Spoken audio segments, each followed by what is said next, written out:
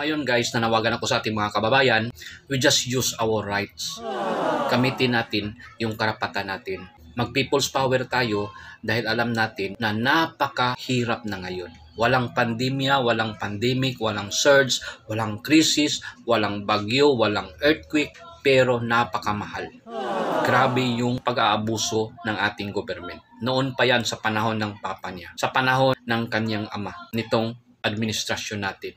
So ngayon, okay lang sa kanya. Tawa lang, parang walang nangyari. No? Yung mga Pilipino, yung ating billion-million na kababayan ay nagrereklamo na. And we have the right to complain dahil we are a democratic country. And wala kayong karapatan para kunin sa amin yung karapatan natin dahil we are a democratic country.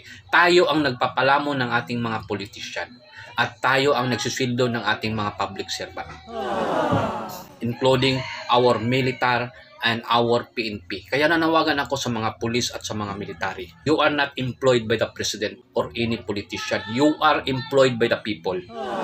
Please help our people. Kami ang nagsusweldo sa inyo.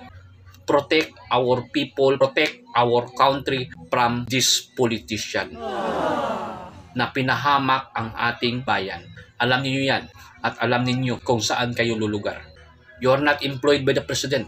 You are employed by the people. So you just protect and defend our people, not the politician. Sobra na ang paghihirap. Grabe ang mahal ngayon na wala tayong krisis. Lahat ng mga Pilipino, million of our kababayan nagrereklamo na. They are groaning because of the price increase. Kaya gagawa kayo ng hakbang para i-defend ang ating mga kababayan.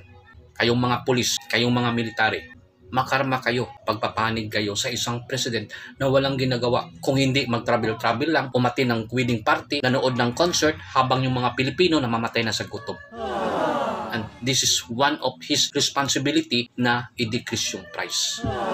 At ito pa, habang nagugutom yung mga Pilipino, habang namamatay sa gutom, nagpagawa ng logo sa demonyo. At tumatawa pa. Yan ba ay mayroong dignity? Mayroong pagmamahal sa bayan? Binabayaran ng 5 million itong logo na to using the people's money. Ang ganda-ganda ng logo ng Pagcor. Tapos pinalitan ng ganyan. Yan palang masense natin. Hindi tayo tanga dito, hindi tayo bobo dito. Alam na alam natin kung anong hugis yan. Hugis demonyo yan. At tumatawa pa. Habang nakatingin, binabayaran ng 5 million habang yung mga Pilipino namamatay sa gutom. Yan ba ay matinong leader? Matinong president? Walang katinuan. Lahat ng mga reporters sa iba't ibang panig ng mundo nagrereklamo na. Dahil nga sa ginawa nitong Pangulo na to. Walang ginawang maganda. Pinagutuman, pinapatay ang ating kababayan sa sobrang mahal. Tapos natutuwa lang. Nag-attend na ng wedding party. Nanonood ng concert. Grabe ang pag-party-party. Habang yung mga Pilipino namamatay na sa gutom. Walang ginawa na maganda sa country. Kaya nanawagan ako sa ating mga military at sa ating mga PNP, do something. Do something for the people. Serve and protect the people. And that is your duties.